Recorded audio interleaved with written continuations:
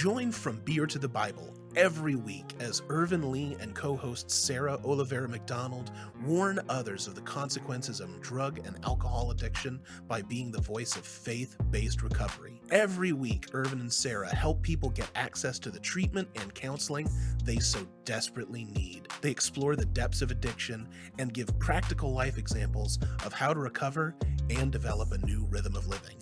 The show is gritty, authentic, and simply raw while being rooted in the love, faith, and hope of God. Welcome to From Beer to the Bible. Hi, and welcome to From Beer to the Bible. I'm Sarah McDonald, your host. We have part two with Mr. John Young, recovery advocate, former lawyer, and now operations director of Big Country AIDS Resources. Say hi to our viewers. And hi, Sarah. Hey, how is everybody today? Glad to be back with you. Thanks, John. We're going to continue with our title of Redeemed by Grace, and we have a different Bible verse for this show. It's redemption through his blood. It's in Ephesians 1, 7 through 8, and it says, "In him we have redemption through his blood, the forgiveness of sins in accordance with the riches of God's grace that he lavishes upon us." And the very word redemption is about paying the price to purchase something or pay ransom for something. So Paul says that we have redemption through his blood. And if you watched part one of John's story, there's so much in there of redemption and, having the career that he always wanted, and then going to treatment, and then falling, and then coming back up. And so part two of John's story is more exciting, I think, than part one, because John had been sober 12 years, or has been sober for 12 years. And in that time, he had to go to prison for, and I'll let him explain this a little bit, but John's a great guy, is what I want to say. John works a program of recovery. John is a man of Christ. We all are sinners and make mistakes. And I think that, this is just another way that, God shows us, hey, I'm in control. You're not in control, which is the theme. You had some recovery, you were climbing the ladder again of success. And then it was like, oops, something went wrong, on the back end of some of the things that you were doing legally. And though it probably wasn't your fault, there were some things that you played a part in, right? As we all do play a part. And I just wanted to take our viewers through a little bit about what happened during that time. And I know that a big part of you going to prison was not by chance. You had so much of God's grace through that experience, and you helped so many people and saw God's love, that I want you to share that with our viewers. So, this is a time, as I've looked back and tried to learn from 2017, it was actually 2014, 2015, 2016.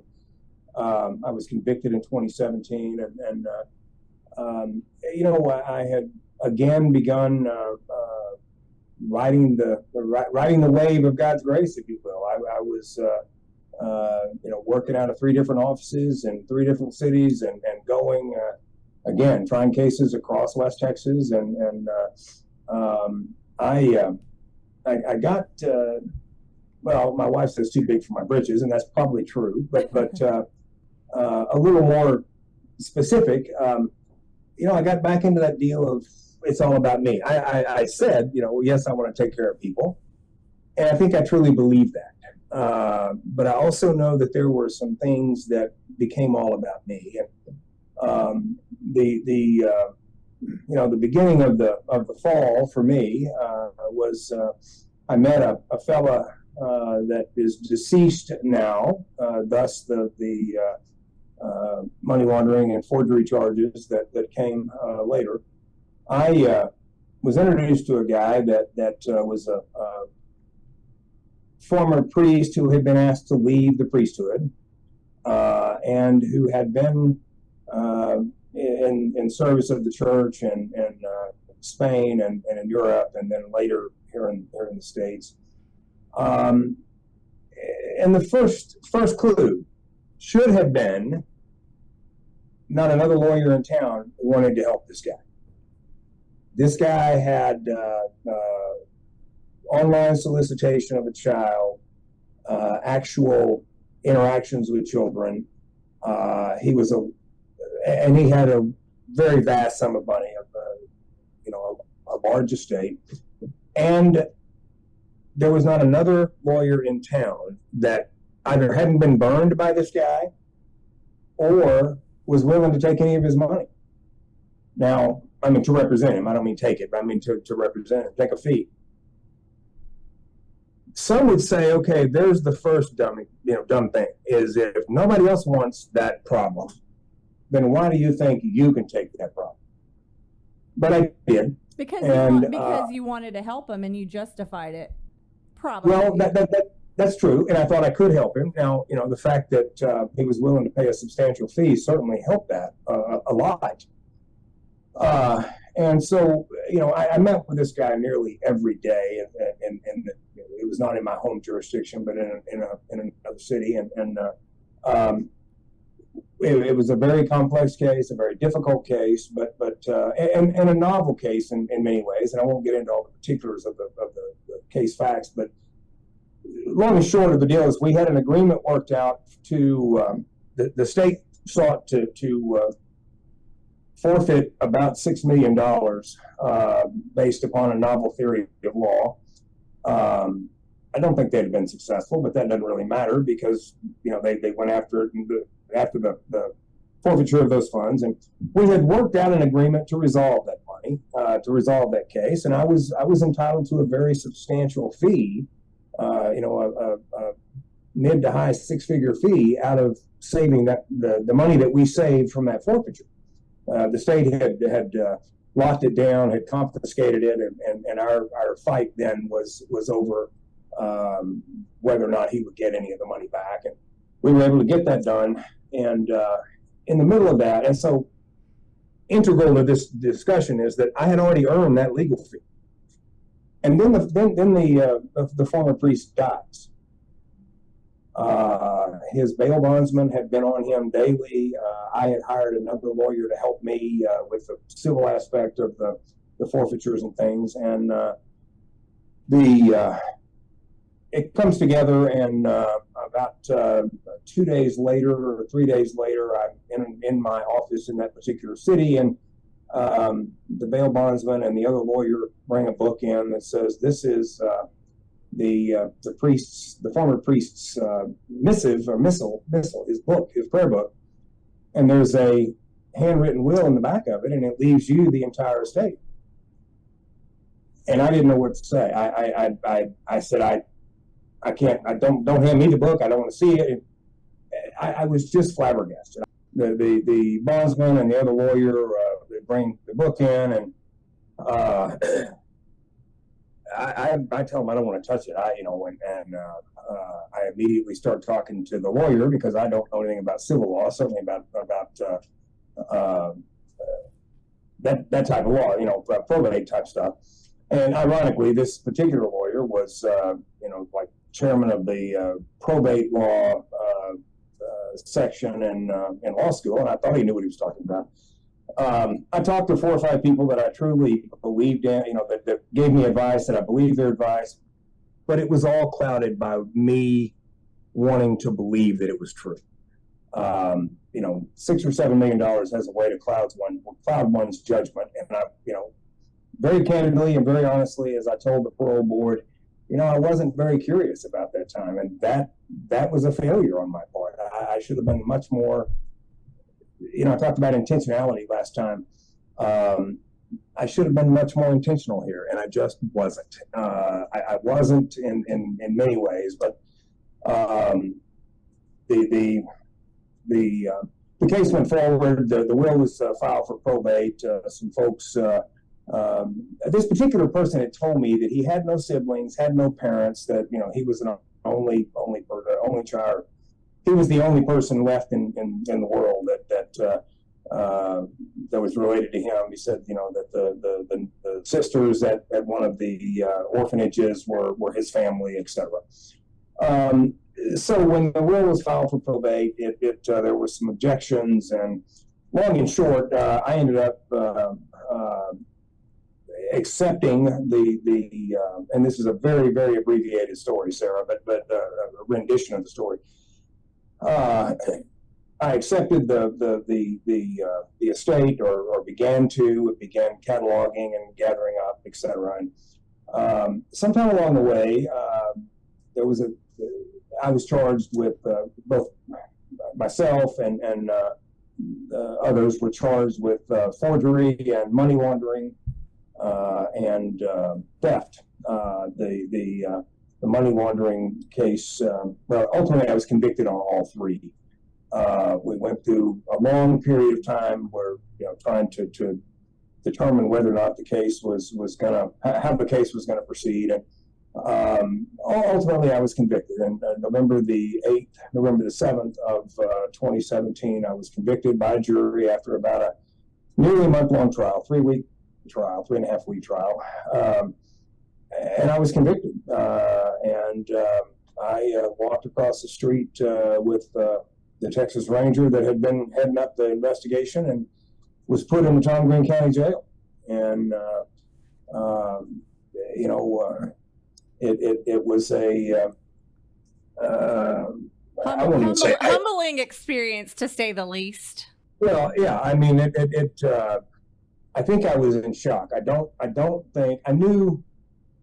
I don't want to argue the merits of the case. I don't want to, get into who's right, who's wrong. I knew I'd passed 3 polygraph tests on the specific issues upon which I was convicted. I knew I'd passed those. I knew that other folks involved had accepted responsibility for big portions of what happened. But I was still convicted. And at that moment, what had happened, whether I was guilty, not guilty, whether I'd been smart, not smart, whether I had been greedy, not greedy, it didn't matter. Yeah. I was walking across the street to Tom Green Jail. And so, it takes a bit to get one's head around that, going from where I thought that these good jurors were going to see the truth, and it was all, maybe I had bad judgment, maybe I should have been smarter, maybe I shouldn't have been greedy, but I didn't, intentionally try to steal money from this guy or from this estate. They didn't, and so I was sentenced to 11 years in prison. And I began that sentence on the evening of November the 7th of 2017. The next 21 months were just, in some ways they were just horrible and the worst of the worst. In other ways, I look back, and even as I was going through it, the aura, and there truly was an aura at times of God's grace, was just overwhelming. And some of the references I'm going to give you may not make sense at first, but I was there, and I went to a unit. I was placed in a unit called the Michael unit, which is one of the only hospice units, long-term care units. It's a unit that has a very active trustee camp and some other programs. It's a unit that Michael Morton, if you remember the Michael Morton law, that he was incarcerated or exonerated after being in prison 25 years. I know that Michael Morton was there because the lady, one of the folks that taught some of the renewal and spiritual classes, talked about his spirit while inside and how he worked through hating and being angered about what had happened to him, and so it was a place, first of all, that had opportunities that other places might not have had. Yeah. I never one of the great gifts of grace. I was gone 21 months. Aside from the time that I spent in Tom Green County, I spent maybe 45 days, probably closer to 30 days, in an actual cell. Of those 30 days, there was a cellmate or a person that I had to share the cell with only about 7 of those days. 3 of those days when I first got there, got to the intake unit, and 4 of those days on the 4 or 5 days right before I was released in Huntsville. So, not having been in prison, it's maybe difficult for some to recognize how significant that is. But you've got a 6 foot by 9 foot square of concrete with metal bars on one side and 2 bunks. You've got a toilet that is within inches of the bottom bunk. Not having a cellmate is a big deal. I mean, not having to share with anyone is a huge deal. But during my time there, other than those 4 or 5 days, I never shared a cell with during transport maybe, but as far as being on a unit.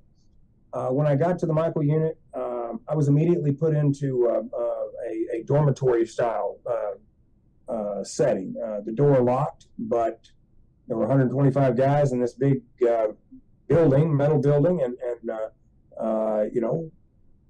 free to walk around and do. I mean, you couldn't walk out the door without permission, and from there, after about 6 weeks, I got to go to the trustee camp, which required a finding, or required Huntsville to give me a designation of S1 or S2, I think is what they call it, but which means you're eligible to go to a trustee camp, and I received that designation fairly quickly. Probably the most compelling thing, and again, unless you've been to a lockup or a correctional facility, this may not be significant, but in these dorms, at the unit I was at, there were 3 dorms. There was the old one, the less old one, and then the new one. Obviously, you want to get in the new one. I walked in very first day on the unit, or on the trustee camp, and they walked me to the new unit, or to the new dorm. Inside a dorm, you've got a door that opens right in the front by the correctional officer, and people are coming and going all the time. You don't want a bed there because it's really, really uncomfortable and really, really difficult to sleep in. So you want as far away from that as you can, which is the back corner. And the officer walked me directly to the back corner. I have a window. I look out over a pasture where I can see horses running. I see an occasional deer in the morning, and I didn't get to watch any water running because the water was the level was very low. But my point is, I got to watch the sunrise over wildlife or horses, different animals, every morning. There are some people in that unit that don't see the sun other than through reflection. Yeah. That doesn't happen but for the grace of God. God knew how much I could. I mean, it was like He knew exactly what I needed to hang on. Yeah. And those little things were like just gifts every day. There was something. About 2 months later, I get a job as the trustee camp, the lieutenant's clerk. I did office work for the rest of my however much time I had left there, 18 months or whatever it was. I ordered supplies. I ran errands for around the unit for the lieutenant. I got to be inside in the hottest part of the summer, and I got to be inside the offices in the coldest part of the winter. Those little things, we talked earlier about, it's very difficult to understand the littlest things, like trying to reintegrate even with a supportive group of people is very difficult. It's very difficult to imagine or to think about what it's like when you first get to a place like TDC, and you've got shoes that don't fit, pants that maybe fit, and it's in a jacket that is too big or too small or whatever, and it's 20 degrees outside, and it's snowing and raining, and it's 4:30 in the morning, and that's the only time you can go have commissary to get whatever it is you might buy from the store. They eat breakfast at about 3:30 in the morning too, and I can tell you, I never saw anything worth getting up at 3:30 in the morning to go eat. So I didn't have breakfast. But the incidences of God's grace, they just, as I look back on it, it's like, wow, you hear about those, you think of the footprints in the sand, that old poem. You look over your shoulder, that's when I carried you. Why is there only one set of footprints in the most difficult of times? And God says, that's when I carried you. And I look back over the time in prison, and I don't have to look at the footprints. I look at all the things that happened that gave me hope every day.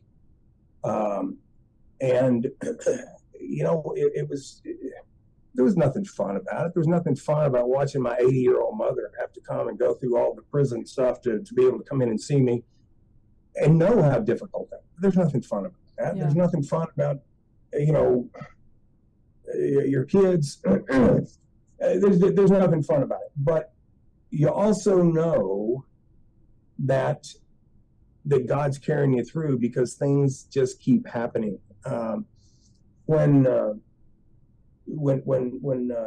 they had times that they would do what's called a lockdown, and you would have to be in a certain place and you couldn't move or couldn't get out of your little dorm area or out of your cell. I wasn't in a cell, but in a little dorm area for 2 or 3 days running. God knew that probably the most difficult thing for me to do is to sit in a little 4 by 6 or 7 cubicle and do nothing. I mean, I read books. So, during that first lockdown, all of a sudden I get called out, and I got to go to work. I get to go to work every day while other people are having to be locked down. It just little things like that make such an extraordinary difference in life that were just amazing to me. I was granted parole the first time I was considered. The number of people that supported and helped me in that endeavor, I'm humbled and forever grateful. Judges, former judges, lawyers, friends, a former state rep that I used to work with, and just the enormity of people and the goodness of people when it mattered. You got to see that. It reminds me that God is present in the good times and in the bad times. And that's right. You're such an amazing testimony of God's grace that I just wanted everybody to hear your story and what happened, because you are a successful person and you went through substance abuse and you went to treatment and you became successful again after that, and then you fell again. It's like getting up and falling down, and you're a living, breathing proof of what God can do. I think it's amazing that you and your wife are still together, that your family forgives you, and we forget that they had to go through their own God's grace story and experience while you were going through that. And so God was working through people, just giving them forgiveness and grace. And what a beautiful thing to see all the way around. I am just so humbled that you got to come on the show and share that. And, we're all praying that if it's God's will that you get your law practice and your license back. And if it's not, I know that you're going to be okay. And you're still doing, you're still moving and shaking and doing what you're supposed to do. But you putting his will first is all that matters. And he's going to take care of the rest. That's right, Sarah. And I'm hopeful. That is a great passion of mine. And I am very hopeful that I'm given that chance again someday. But if I'm not, then I'm going to try to do the best that I can right here, right now, in this moment. And so far, I've gotten to do that every day for a couple of 3 years now outside of prison, and I'm very grateful for that. And thank you for having me today. It's a great, very humbling, but a great honor and a great experience, and I'm very grateful to be able to share a couple of shows with you and your audience. It's just very, very humbling. I'm very grateful. Well, it's just so amazing to me that, you've been through all these experiences and you still continue to try to help people through those experiences and through that lens. There's a there's several times that you've called me trying to get people into treatment or getting people help, or, you know, I call you for legal advice, or, you know, and that's the way that God works, right? He puts people in our lives for a reason and a season and or a lifetime. And you're definitely one of those lifetimes, because there's a lot of really amazing lawyers that I know I can call that have the same principles that I do. And I just trust that they're going to give me, you know, the right advice. And so you're still doing what God put you on this earth to do. And I think that it's amazing that you're able to sit here today and talk to us all, because it gives a lot of people hope. Because if you can do it, a lot of people should be able to do it, right? You bet they can. So I'm so happy that it didn't break you, and you are who you are today because of it. And you're still, I mean, you probably had your times of a little bit of a depression and anxiety and whatnot, but you didn't fall. You continued to stay the course and do the things that you knew you had to do to stay on the beam, is what I like to call it. Because when you get off of that beam, things start to happen, right? And so you personally know how to do that, you know, and what keeps you sober in mind, body, and spirit. So it is. I don't even think it's not even a challenge. It's a gift every day, and I'm grateful to have it. And yes, sometimes you or sometimes I have gone through those moments where I just, you know, why I keep trying, but you keep trying because it's the right thing to do, and because I heard once, and I know we've got to wrap it up, but I'll see if I can say this without really. Maybe I can read it out of this big book. But it's. I heard this in a meeting recently, and another great reason to go to meetings is you get lots of cool stuff to share with people. But I think this speaks exactly to the point that you make, and that I'm trying to live. You know, if you live long enough, you'll come to know God doesn't love me because I believe in Him. He loves me because He believes in me. Yeah. And so, pardon me, I'm sorry. You know, so that becomes a reality. You know, He loves me because He believes in me, and even sometimes when I didn't believe in me, you know, He did. Yeah. He did. Yeah. Well, thank you for being on the show, John. Oh, thank you. And if anybody wants to reach us, you can reach us at FromBeerToBible.com.